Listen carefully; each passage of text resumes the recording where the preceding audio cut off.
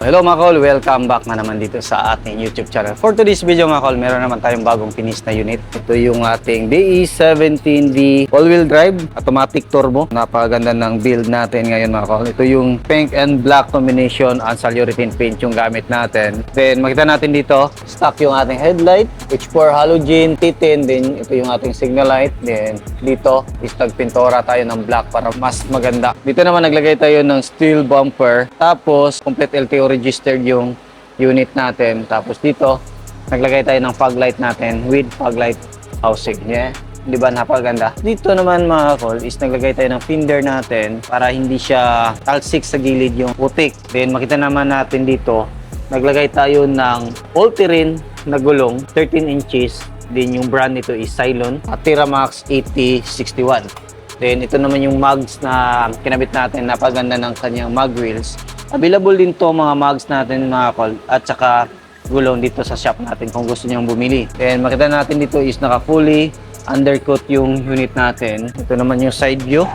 Yan, tingnan natin, napaganda ng combination ng kulay mga kol. Bagay na bagay sa ating setup na off-road. Makita natin dito, naglagay tayo ng rock slider or stepboard sa gilid. Tapos dito kompleto tayo sa rim visor at saka naglagay din tayo ng top load carrier gutter type mga kol. Dito naman, naglagay tayo ng fender, tapos all-terrain tire, 165 R13C. Dito nakalip ng 2 inches mga kol. Then yung lift up na gamit natin is yung ginagawa natin dito na bakal.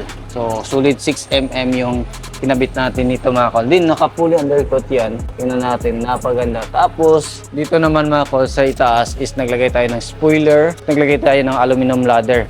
Kung titingnan natin, napaganda ng viewing. Tapos naglagay din tayo dito ng gas tank container.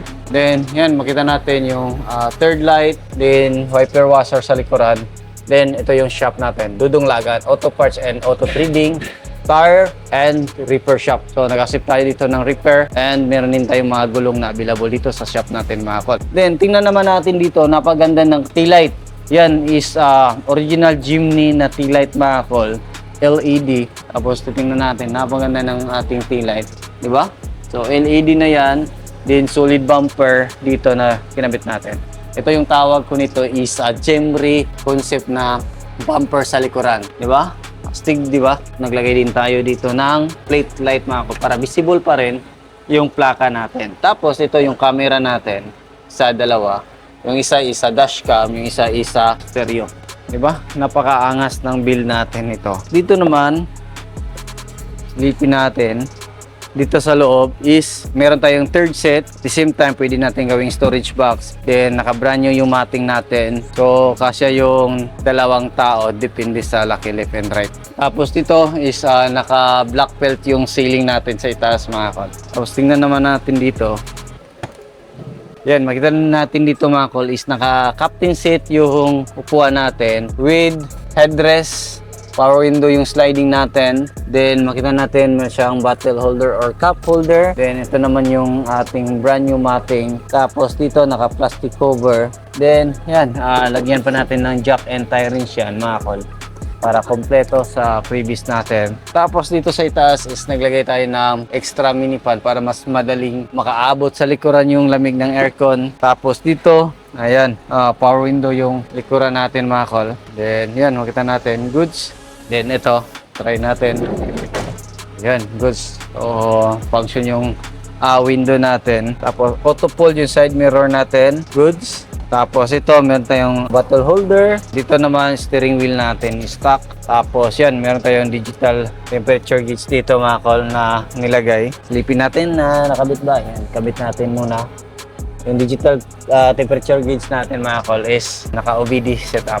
Yan. Dito, ito yung cluster panel natin. Meron siyang RPM, speedometer reading din, yung ating gas indicator dito mga kol. Yan, napakalamig ng aircon. Tapos meron siyang extra lagayan dito, 9 inches Android touchscreen stereo with reverse camera. Din yung dashboard natin is back to original yung setup natin. Tapos yan, meron siyang glove box dito mga kol. Tapos ito is naka full automatic with overdrive yan mga kol dito. Tapos yan, aircon switch, hazard switch din dito. Tapos dito naman tayo is yung ating fog light switch, headlight adjuster. Kung medyo nababaan kayo, pwede natin i-adjust yung ating headlight. Yan yung kagandahan nito mga kol. Tapos dito naman is meron tayong headrest, left and right. Pwede natin i-move atras and forward yung ating upuan. Dito naman is brand new na din yung mating. Tapos parking brake pedal, din yung ating accelerator pedal nandyan. So subukan naman natin dito. Tingnan natin yung makina natin. Ayan. Kung makita natin dito mga kol, ito yung makina ng ating unit. DE17V model na turbo mga kol. Yung makina niya is RO6A engine VVT 12 valve. So ito yung VVT solenoid niya. Ito yung injector, isa, dalawa, tatlo. Dito tayo mag-refill ng ating engine oil. Yung gamit natin na engine oil is yung ating prime lubricants. Available din yan sa Lazada shop natin mga kol. Tapos dito yung ating PCV valve. Ito yung ating oxygen sensor. Camshaft sensor nandito. Din knock sensor nandito. Ignition coil at saka spark plug natin mga kol nandito. Medyo masikip yung makina ng mga turbo unit mga kol. Kasi may mga vacuum. Tapos yan, meron siyang insulator dito. Tingnan naman natin sa kabilang side kung ay makita natin. Kung makita natin mga kol, napakaganda ng kulay natin mga combination. Pink na pink sa mga girly dyan na mahilig sa pink. Ito yung the best para sa inyo. Yan. Dito naman makita natin alternator, aircon compressor. Dito yung gauge natin sa makina. Ayan, so dipstick. So prime lubricant oil yung nilagay natin dyan. Alternator, aircon compressor, throttle body, main fuse box, air filter housing din yung ating ECU nandito. Then dito naman tayo mag-check ng ating ATF o yung ating automatic transmission fluid mga kol. Silipin naman natin yung ating hood kung ano yung makikita natin dito. Ito sa hood natin. So yung kaganahan nito pag ma-vlog mga kol is ma-review natin kung ano yung mga kulang sa ating unit. So, ma-review natin ito. Tulad yan, kulang, nagbawas, lagyan pa natin yan. Tapos ito yung ating radiator, coolant reservoir, yung ating brake fluid reservoir, din yung ating windshield washer reservoir. So yung conversion natin mga kol is nag-stick pa tayo sa secondary gearbox or yung tinatawag natin na baki-baki conversion. So yan yung setup natin ngayon.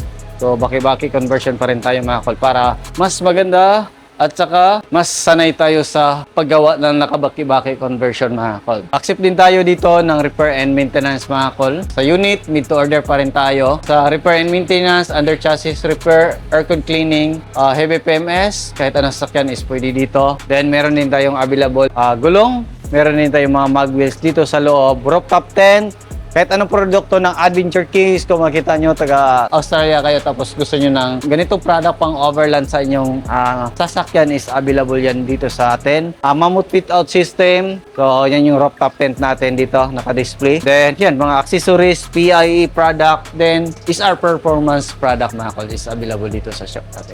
Kung gusto nyo bumisita, visit lang kayo dito sa ating shop sa Purok Toy, Barangay Santo Niño, Carmen, Davao del Norte. Contact sa ating contact number na 0917-8252-412 or 0923-394-607. So, maaari din kayo magbisita sa ating Facebook page, Dudong Lagan, Surplus TV, Danilo Lasaca Jr. or Dudong Lagan Auto Parts and Auto Trading. So, yan lang siguro yung ating video for today. Maraming salamat sa inyong patuloy na pagsubaybay. Sa bago lang sa ating channel, don't forget to like, share, and subscribe. Then click na rin yung ating notification bell para updated kayo sa ating mga next video uploads kagaya. Ingat po mga kol and bye-bye. God bless po sa ating